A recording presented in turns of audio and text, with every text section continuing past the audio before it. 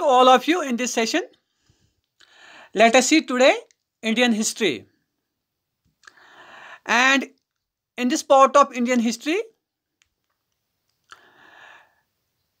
let us see Governor Generals of India from 1774 to 1947.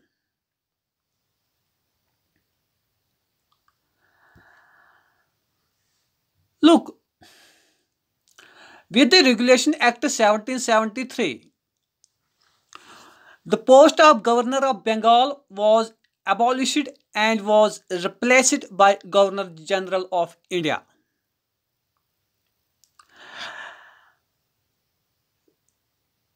With the Regulation Act 1773, the post of Governor of Bengal was abolished and was replaced by Governor General of India. And in this connection, in 1774, the British Governor General of India was appointed Warren Hastings. So the Warren Hastings was the first Governor General of India. From 20th of October 1774 to 1st of Feb 1785.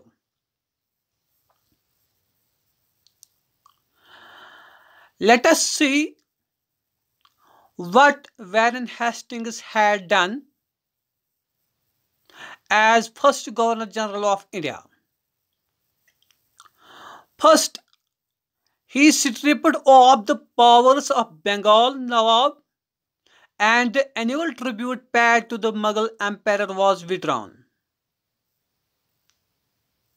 Warren Hastings ने बंगाल के नवाब के powers ताकत को खत्म किया. उसके बाद नवाब सिर्फ एक यसमैन की तरह वॉरेन हेस्टिंग्स के अंडर काम करता रहा. इस तरह हम कह सकते हैं कि बंगाल के नवाब की जो खुदमुख्तारी थी खत्म हो गई थी. जो दूसरा काम वॉरेन हेस्टिंग्स ने किया वो ये है कि उसने मुगल एम्पायर के एनुअल ट्रिब्यूट को भी खत्म किया. अब मुगल एम्पायर को यह सालाना वजीफा नहीं दिया जाता था, यानी वो जैसे अब अलेंद की तरह इंडियन सोसाइटी में तस्वर किए जाते थे.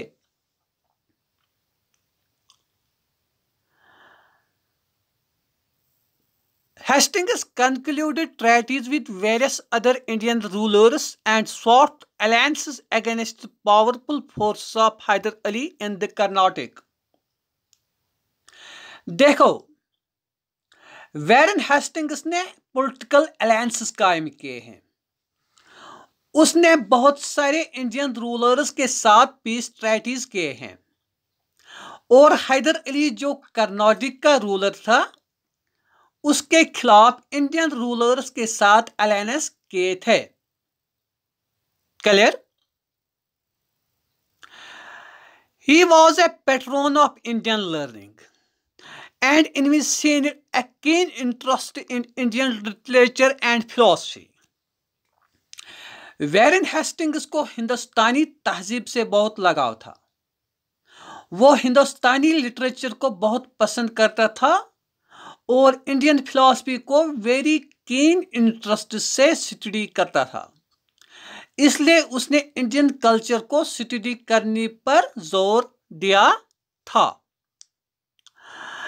It was for instance with his encouragement that Charles Wilkins rendered the Bhagavad Gita into English.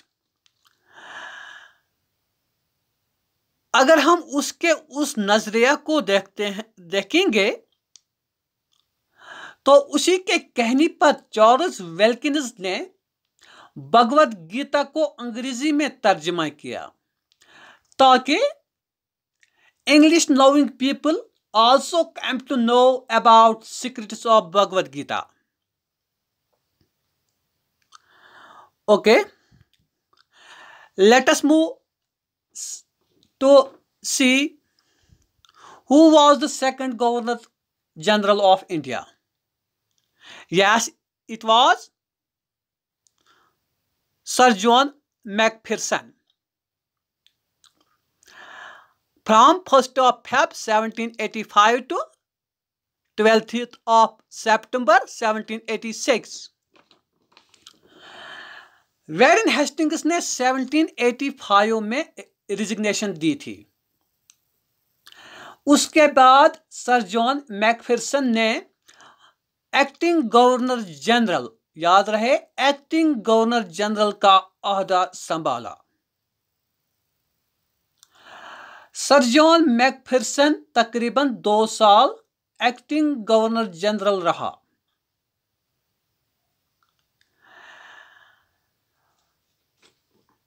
Macpherson's administration is characterized by inefficiencies, corruption, and unrest in the army. मगर यह किसी हद तक भी कामयाब नहीं हुआ। सर जॉन मैकफिरसन, क्योंकि उसके एडमिनिस्ट्रेशन में अनस्टेबिलिटी थी, inefficiency in bureaucracy as well as in army थे, और करप्शन और अनरेस्ट था। So we can say Sir John Macpherson was not a successful Governor General in the eyes of British. The third Governor General of India was Lord Cornwallis. From 12th of September 1786 to 28th of October 1796. During his tenure, he proved an able administrator and a reformer. Sir John Macpherson के failure के बाद lord Cornwallis ने governor general of India का ओहदा संभाला, और यह बहुत ही कामयाब एडमिनिस्ट्रेटर और रिफॉर्मर था। उसने बहुत ही अच्छी तरीके से ब्यूरोक्रेसी को सेटअप किया और बहुत सारे मलप्रैक्टिसेस जो सिस्टम में थे दूर के, और साथ साथ नए नए रिफॉर्मेशंस सिस्टम में लाए वक्त के जरूरत के हिसाब से।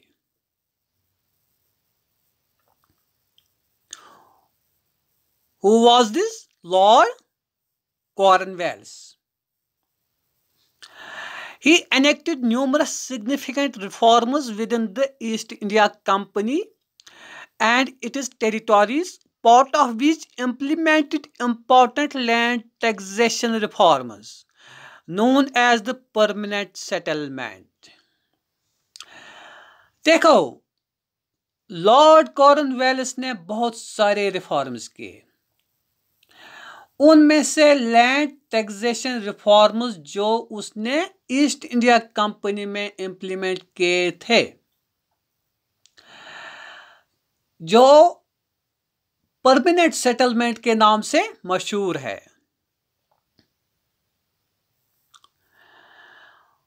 Who brought permanent settlement in India? Lord Cornwallis. This taxation reforms altered the way the company collected taxes in its territories by taxing land owners based on the value of their land. Remember, the tax was collected now on the value of their land and not necessarily the value of its produce. जो reforms Cornwallis ने लाए, उन्होंने पूरा tax collecting system को change किया। अब tax value of the land के हिसाब से लाया जाता था, न कि वैल्यू ऑफ प्रोड्यूस के हिसाब से।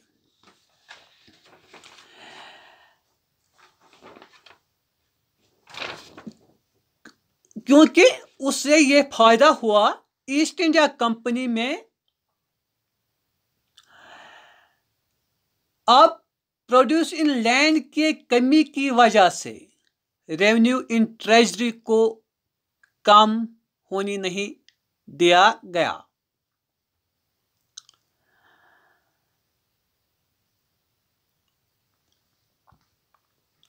He had the legal frameworks of Muslim and Hindu law translated into English and promulgated administrative regulations and a new civil and criminal code.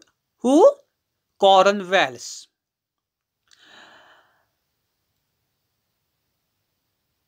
Look, उसने हिंदू और मुस्लिम लॉज को स्टडी किया और एक लीगल फ्रेमवर्क के तहत उनको इंग्लिश में ट्रांसलेट किया, और with in this framework he established new civil and criminal code in Indian society.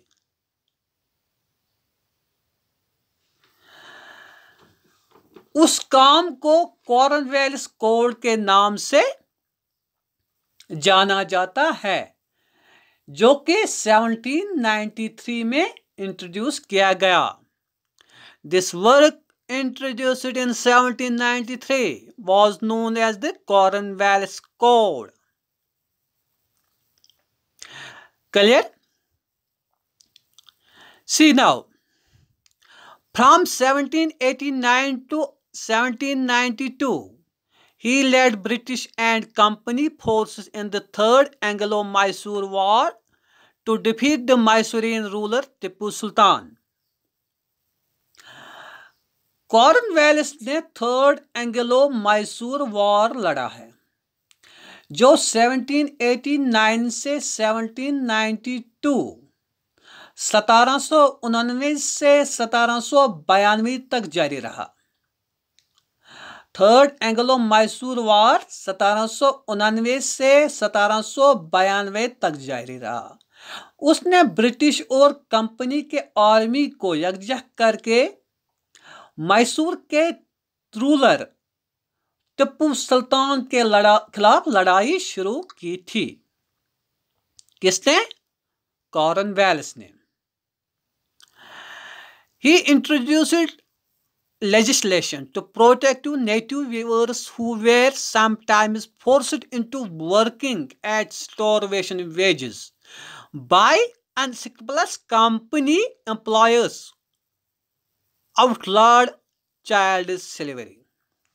देखो, कॉर्नवालिस ने कुछ अच्छे काम भी किए थे, जो उसने एक लेजिस्लेशन इंट्रोड्यूस किया। उसके तहत उसने जो नेटिव वेवर्स यानी इंडियन ओरिजिन वेवर्स थे उनको protection the.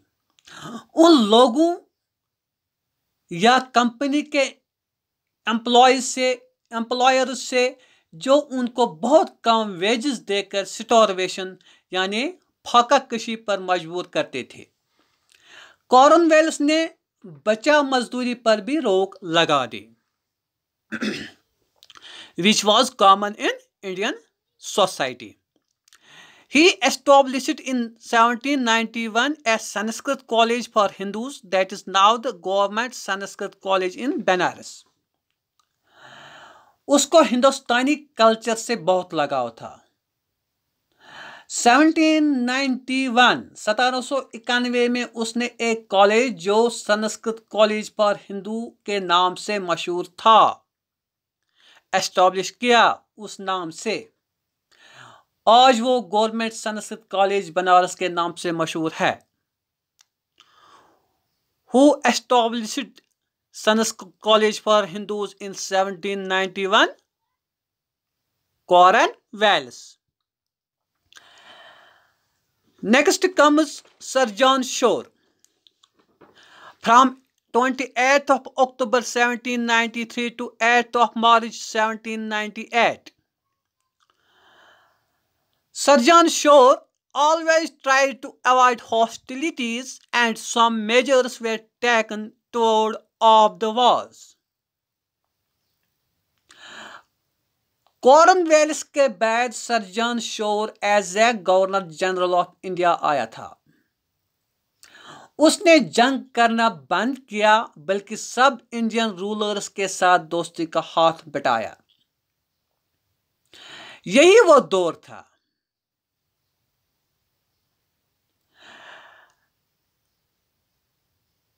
During his governorship, Tipu Sultan of Mysore was a much feared name for the British. The governor, however, maintained friendly terms with him, but relations with the English deteriorated after 1795. उसी के दौर में टिपू सुल्तान British के लिए दर्द sir बन गया था। He was the most feared name for the British. Who? Tipu Sultan, ruler of Mysore. लेकिन सर जॉन शोर उसके साथ भी अच्छे रिलेशंस कायम करने में कामयाब रहा, मगर 1795 के बाद फिर मैसूर के साथ हालात खराब हुए।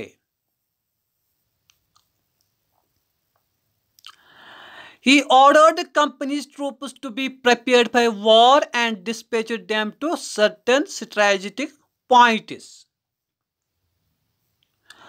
सर जॉन शोर ने ईस्ट इंडिया कंपनी के डिफेंस को जंग के लिए तैयार रहने को कहा था और उनको कुछ तजवीजें भी दी थी और कुछ खास खास जगहों पर उनको पोस्ट किया गया था। किनको? ट्रूप्स ऑफ द कंपनी को।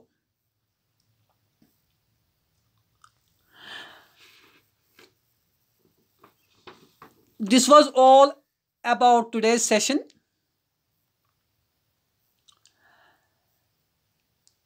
Thank you for listening carefully. Please subscribe this channel, All Education Expert, so that we can assist you more enthusiastically and with more empathy. If you like this video and have suggestions about it, please comment below down in the comment box. Thank you. Stay safe.